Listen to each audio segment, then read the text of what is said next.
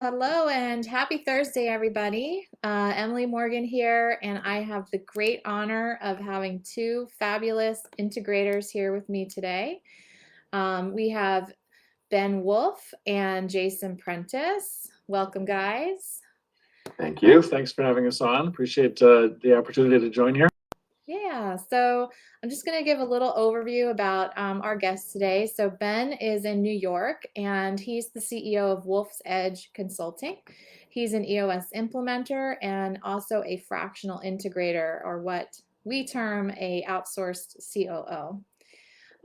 Jason is based in Phoenix, and he is a fractional integrator through his company, Outcomes COO. So welcome, guys. Thank you. So today we're talking about this topic that I feel like I get asked with a lot of frequency. I don't know if you do as well, but the idea of how do I know if I need to make a next hire as an integrator or an assistant? And so I wanted to start by just getting your quick sort of thoughts on that question. So Ben, why don't we start with you? Sure. I mean, I guess I would say in short, the rules are quite different. So I guess the rule of thumb I would say is that if it's more to just unburden the visionary of his personal work, then it's maybe more of an assistant type of situation. And whereas if it's more of running the business or being a strategic partner and running the business or leading, managing, and creating accountability for the members of the leadership team, then I think that's more of an integrator situation. In brief. Thank you, Jason. What do you think? Yeah, I would echo what Ben said, and I would add, I think it also is a little bit dependent on how much of a visionary or integrator the visionary is. So, a lot of visionaries have a lot of integrator ability, and if they have a little bit more of it, maybe they can go a longer term with an assistant and get by without an integrator. But if they're definitely trending more toward the visionary side, an assistant and then an integrator is probably the right recipe for success. Yeah, I hear a lot of people that say, I'm the V and the I. And so, yes. Ben, can you kind of school us a little bit about a fractional integrator and how that works? Sure. So, look, in an ideal situation, if your organization is big enough, you can afford it and you have the right person, it's really best to have a full-time integrator, somebody that's 100% absolutely focused on growing your business and running your business, making sure all the trains run on time. Very often, though, we don't live in that world, or the business is not yet scaled big enough where that is financially feasible to have somebody that's actually done this before, that's run a company, $250,000, $300,000, $350,000 person, especially with all in with bonuses and taxes and FICA and everything else that goes into it. A lot of times that's just not possible to get a right person who can really take the responsibility of running the business off your hands. So when that's the case, fractional integrator is somebody that can come in for, as the name implies, a fraction of that amount and take over primarily, I would say, the leadership management and accountability off of your head. You're as the visionary's head. For a lot of people who are visionaries, maybe for an integrator, the stuff isn't that hard for me. But for some people, the idea of having tough conversations, holding people accountable for their numbers, doing 3-strike processes with people, replacing members of even the leadership team or managers or other people is just really tough. And that's just so draining and so like a painful prospect. And to have somebody in there that, of course, everybody's sensitive. We love all people, but that's not as big of a deal. And that's more their unique ability to have that kind of leadership management accountability role, to be the bad guy, so to speak, unfortunately. And that could be a huge load off to be able to devote that, not just time bandwidth, but mental and emotional bandwidth for the visionary onto that. So that's kind of a lot of where I see fractional integrator, me coming in as a fractional integrator or somebody that's working with me coming in as a fractional integrator into a company. So basically I would say that the main focus is going to be on running the level 10 meetings every week, running the weekly leadership team meetings like a tight ship, like cracking the whip, making sure stuff gets done, issues get solved, create accountability around people actually hitting their measurables, making issues out of it when they don't, not just letting it slide like so many of us do. Same page meetings with the visionary every week, having somebody to talk with who's actually built businesses their size and much bigger before, work out issues with someone who's done this before, run all their ideas across with them, talk about members of the leadership team that you don't have anybody to talk about with because they're all on your leadership team. So to kind of work through those issues together. A lot of times there's maybe a big rock that they're helping with, like documenting a process over the course of a quarter, or doing a big leadership team hire, something along those lines. And ideally they should be, and anybody working with my firm is attending the EOS sessions with your EOS implementer, because it's critical that the integrator in the company is actually in the room when those quarterly goals are being created and those big issues are being hashed out with the EOS implementer. Yeah. Anything you want to add to that, Jason? I would just say, excuse me, the fractional part of it, I think sometimes gets a little bit of a bad rap, but a lot of small businesses, to Ben's point, don't have the resources to afford it, but also don't really require that much work. Because for a great integrator, running a couple $1 million business is not something that it requires 50 or 60 hours worth of work. You have a relatively small team. The management of the financials is not usually tremendously difficult. So what at Outcomes we like to say that we're 100% of the COO or integrator that you need. And a lot of small businesses, it's kind of like, it's not as important. You don't have the resources. It's more of a, you don't need that much. Even if you had $400,000 or $250,000 to pay somebody, it wouldn't really be the highest value to have that person there, because they could probably just do it in a lot less time than you'd be paying them for. Yeah. So my business is turning 14, and Joe, who's my, congratulations. Thank you, who's my COO, he's my integrator. He was fractional with me for until the last year or two. So we did it long term that way. And that was even before we were running on EOS. We were, he was actually in that type of role to begin with, but it was always fractional. And my business model in particular is a huge proponent of a fractional workforce in general. So I think it's a great way to build a company. I was curious what your Colbys are for those of us that are looking at integrators. Joe, mine is his is 8632. So I'm curious what yours. I'm not that far off from him. What are you, Ben? I'm 8822. 88. Okay. So a very high fact finder, low quick start. And I am an 8724. Yeah. So it's high. We're all kind of, or Joe at least, and the two of us are kind of similar. Yep. It's funny. We did a few years back when Mark O'Donnell was our implementer, we did the Colby across the leadership team. And we found our common Colby score, and it was I'm 6'7", 6'2", so I'm the highest quick start pretty much on my team, and I'm a mediator type profile. But I'm constantly dragging, come on guys, because the low quick start is so strong across my leadership team. And I'm right. a mid-range quick start. Right. Anyway, I find it fascinating how that role seems to be around that high fact finder, high follow through. Yeah, no, I mean, it definitely, I mean, it makes sense, right? That's the stuff the visionaries hate to do, is the follow through. After you get to the 2 or 3 months into a new idea, it's just boring, and I don't want to deal with that anymore. It's we don't mind. We don't mind following through after 2 or 3 months. Right. It's exactly true. So I was going to talk a little bit about the assistant seat, and I mean, I can share my perspectives on that role, but to me, the assistant is really there to leverage the visionary exclusively, and that's really where we function and what we live for. So how do you guys view the assistant role as opposed to the integrator role? What are the key differences that you see in the function? I'll go first on that one. So one of the things I think that's important for an integrator is to have the ability to kind of see over the whole organization. And an example might be if the integrator is accountable to the P&L, they really should have a full understanding of the budget and all the levers that impact the budget. And if we need to make a hire in one department, but we don't have the finances, the integrator might make a decision that we take some budget from other areas of the company to make that key hire. And I think the administrator or assistant is probably not going to have that level of visibility and be asked to do that function. Not that they couldn't, but it wouldn't be a common ask. Mm-hmm.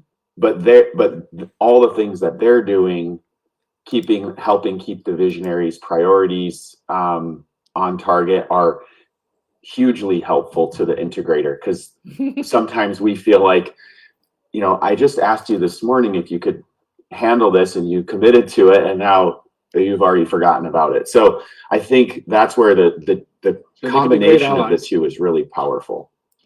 Yeah, they could be great allies. I mean, right. Yes. Yeah, we're saying we're built for visionaries. So like, we're here to be the visionary wrangler in terms of keeping them on track and moving them through their priorities for the week. And then let's talk about exercises. So if you're a visionary and you're trying to make this decision and you're looking for delegations and you're trying to figure out what to do next, how would you recommend they do some sort of exercise to figure that out? I guess I would say, sorry, Jason, you want to go ahead? I guess I would say that if you're looking at, look at like what needs to be delegated, what needs to get done. Mm-hmm. If it's the visionary's personal work and tasks and duties, then it's probably more of an assistant situation. You need help, like, managing your calendar, making appointments, doing emails, booking flights, I don't know, just like keeping yourself organized, managing your own time, make sure you don't forget about an appointment, each appointment that you have, getting texted 5 minutes before by somebody, hey, make sure you're on this call. Like that, if it's more stuff around what the visionary personally needs to get done, then that could be a full-time, and that could really be, in some instances, a full-time job. And, could really maximize the visionaries' time and energy. Then that's more of an assistant situation. If, like the examples Jason was giving before, what you need is to delegate the running of the business to one extent or another, that's more for the integrator. That's where again, if it's a full-time integrator, certainly, some it's actually running the day-to-day, ensuring that the trains are running on time. Even if it's a fractional integrator, you're thinking about, you're looking at delegating the holding people accountable, the having the tough conversations. It's very often a different person. I mean, I guess the question is, if you're, well, we didn't talk about morphing yet, so I guess we'll get to that in a separate question. But, do you need someone who can be a strategic partner with you, who could give you guidance and overrule you sometimes? Is that the kind of person you need? Someone who's ran a business like this before? That's more of an integrator that you probably need, as opposed to your personal tasks and duties. Yeah. What were you going to say, Jason? No, I was just going to say that if the making a list of those priorities, understanding, or the things that you want to delegate and then kind of looking at that list, I think generally a small business, if you're smaller, newer, and maybe new to EOS, probably that assistant's probably the right first move, because they can even help you distill that and refine what it is. And then the commitment to an integrator is a big one and should not be taken lightly. So not that an assistant should be either, but I think having help along that, the help of an assistant, would actually make a better selection of the integrator. Yeah, you brought up a good point, and I'm curious, what makes a good client for you guys? Like, what are you looking for? Ben, we'll start with you. What are you looking for in an ideal client to be their integrator? It's a great question. Look, in one sense, it's like a core values fit, so it's not really unique to the integrator situation as much. It would be like, even if I was a CMO or anything else, it would would be a similar type of deal. But we'll cover that second. I guess really looking for somebody who wants and appreciates the help. Like someone who wants the help running their business, and is going to appreciate it, I guess. Because if there's somebody out there that feels like they know everything, or they could just kind of dictate exactly what should be done at every moment, then that's just looking for kind of an order taker or something like that. It's probably not a good fit. And in terms of core values, again, that's going to be different for each fractional integrator, or for each person, or for each fractional leader of any type. That's going to be different, whatever their own personal core values are. But I guess a couple that are important to me personally in terms of what's a good fit for me as an individual is somebody that appreciates and wants and personally reflects an attitude of just straight talkingness, because one of my posturing and like making people think it's their idea, and or like easily offended, I'm just not very skilled at working with that kind of person. So I'm just not that great at it, unfortunately, or whatever. That's just who I am. So I need somebody that speaks straight to me, says uncomfortable things to me, feels comfortable with me saying uncomfortable things to them. I would say that's one element that's important to me as a personal fit. There's other things, but How about you, Jason? Many of the same things that Ben just said, but I think pertinent to this conversation is something that qualifies or helps me qualify is if they already have an assistant, and especially if they already have an implementer.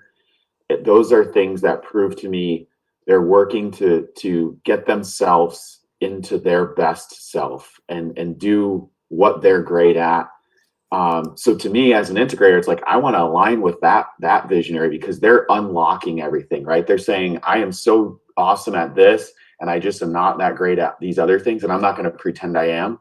So if I talk to a visionary and they say, yes, I have an assistant and I have an implementer, those are things that are like strong indicators that this person's really ready to just embrace their visionary ability and go. And they probably have tremendous opportunity in front of them.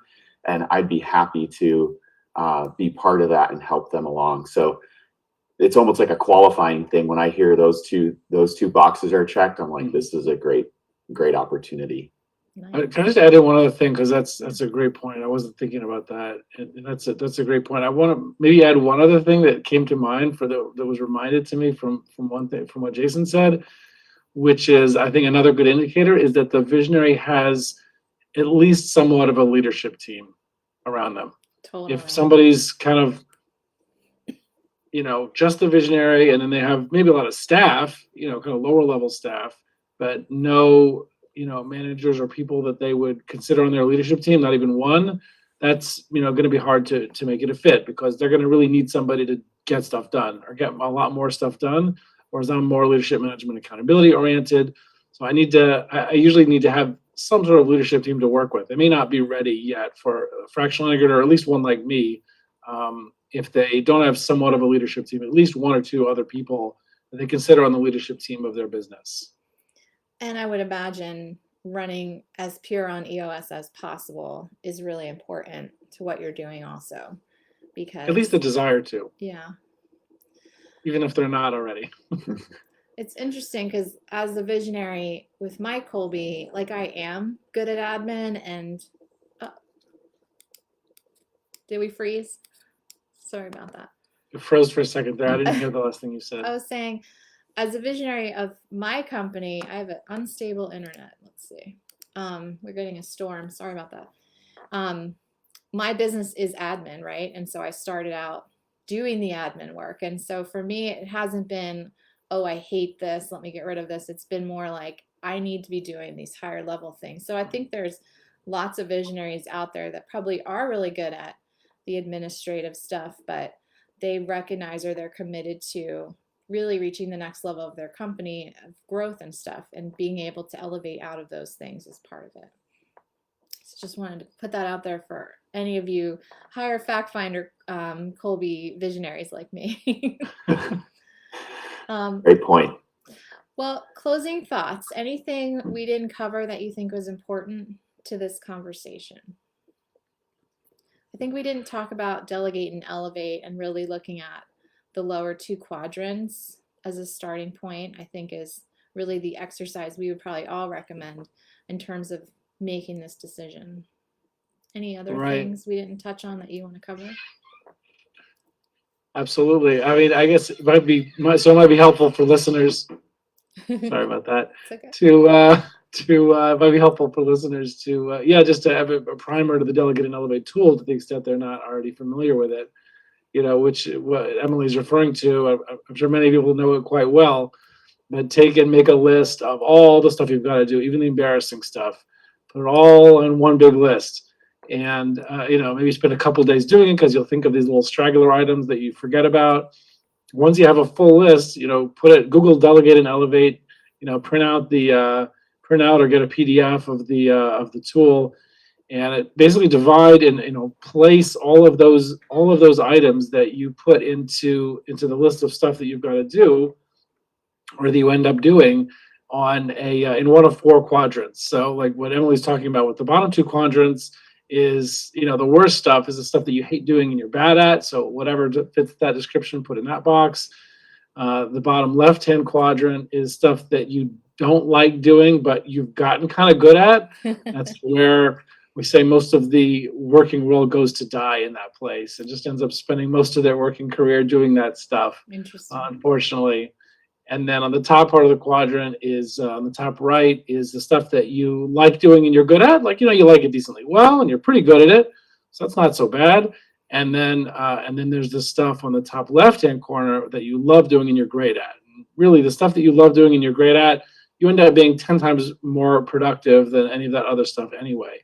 So to the extent you can delegate to members of your leadership team, to your assistant, to your integrator, all of as much of the stuff, at least on the bottom two quadrants, and even stuff on the top right, if possible, then you are going to, you're going to be much more wealthy, much more successful, and get your business much further along, and be so much happier and more fulfilled and more energized, being able to focus on what Dan Sullivan calls your unique ability, the stuff that you love doing and you're great at. And I would add, as you're delegating and elevating, paying attention to your top left quadrant, which is things you love doing that give you tons of energy. That's all the time that you're finding by getting rid of the bottom half. That's where you're chasing. That's what you want to be filling that time with. And it's a horizon, and we're constantly chasing after it, but making sure you're not filling it with more of the work that he's talking about, the job killer, or whatever you call it. That's critical. And when I brought in an assistant to my own business, what I did the Delegate and Elevate tool at the beginning, or before I even decided to do it, and I didn't just fill in the boxes. I also put in a time amount, or average time amount by each one, to kind of think, okay, how much of an assistant do I need? How many hours? And so that was kind of helpful. So when I, just kind of had a check box by all the things that I could delegate and how much time it was, and I had at least a decent estimate of how much time I needed as well. Found that helpful. And then another plug for a tool along this vein would be a strategic coach impact filter. So after you do delegate and elevate, you can do an impact filter outlining success criteria around making this hire. Like, what are the things that have to be true once you've hired an integrator or an assistant, and then being able to hand that, I'd imagine, to you guys. I know when it's handed to us, it's extremely useful and shows me that they've done their due diligence around hiring an assistant. But don't forget about that tool also in this process. That's a good one. I've only tried doing that once. Yeah. We live and die by them. So if you're thinking about a project, we do them all the time. Like, I'll do them. I did one with Joe yesterday. Like, I do several of them every month, just on different ideas that we're working on. So that's great. Closing thoughts That's from awesome. you, Jason? Not, I mean, the only other thing I would say is when you're making that decision, Ben brought up a point a few minutes ago about that leadership team. Mm-hmm. And if you find yourself in the situation where you don't really have a team and you don't maybe even have many candidates on your staff that might be that team, that is another spot where I don't know if an admin is going to really help get you through that one. They might be able to give you the time if you think you're capable of doing it. And then, that would be a great idea. It's like, go get the admin. That gets you the time. That gets you the ability to go out, interview and find and build up or train or coach that leadership team. That's absolutely required for success. But if you're just not gifted at that and you don't think you can do it, then that might be a sign that you just need an integrator, because that is one of the things that an integrator can do. And to Ben's point, not all integrators really want to build a team. Some of them want to come into it, some semblance of a team. So you have to just be mindful of that. Great point. Yeah, that's a great point. And I guess one thing also that comes to mind that might be better, or a good point to consider for some of these smaller companies, less than 10 people, is that if you don't have anybody on a leadership team level, I mean, one other additional step you could take to get you closer to that, besides the assistant, or in addition to the assistant, is maybe just hiring a manager level person. So we're not talking, executive level or leadership team, head of finance or head of ops, but they could at least manage other people. They could have some management skills. That can also, get you a long way towards the journey. That could be another good step early on. Great. Yep. That's a great point. So anything cool you guys are working on that you want to share today? Anything new or exciting? Actually, I've been working with, one of the things I'll add to this is I've been working with a project manager lately, and I'm finding that working with an admin, myself, and a project manager, I mean, when and if your visionary can get to build out that stack with the right team, I'm unlocking a lot. Awesome. With that, and it's really a lot of fun. It's been hard, and it's taken me about a year to get it all put together, but we are definitely moving with a lot more velocity with the three of us in our unique abilities, or actually four. So nice. It's a lot of fun. I'd like to talk with you about that afterwards. I'm curious. Sure. How you're making use of that, what that looks like. Yeah. It's the last thing the piece of that I'm finding, and again, it's probably a whole nother topic, is just the admin, the PM, and the COO or ops or whatever position that is, high level operator. They have natural inclinations, if they're good, to accountability, and accountability is one of the most difficult things with small businesses. So it's like you put that trifecta in there, and there's no place within the organization that accountability is not something that's happening all the time. Nice. That's awesome. Anything you're working on, Ben? My big project now, I mean, if anybody's seen me on social media, it certainly is fractional leadership, right? Not just fractional integrators, but helping spread the knowledge and awareness about using all kinds of fractional leaders. I mean, it's, I've just come in contact with so many great people and firms who are doing that. We can bring it, the same thing with a fractional integrator, bring in executive talent, people who've been there and done that before, where you don't have to go full time if you're not ready for that yet. Whether it's in marketing or sales or operations, like an integrator, or even if it's not an EOS company, a COO, fractionally, or finance or technology, CTO, CIO, CFO. And so I'm writing a book on that topic. I will coming out in October, called Fractional Leadership: Landing Executive Talent You Thought Was Out of Reach. Doing an audio book, regular book. Just was in the newspaper on that topic last week. And so that's a big project. We're launching a website probably this week, actually, fractionalleadership.io. Certainly, if anybody's interested in the topic, go to fractionalleadership.io and subscribe to the email list there.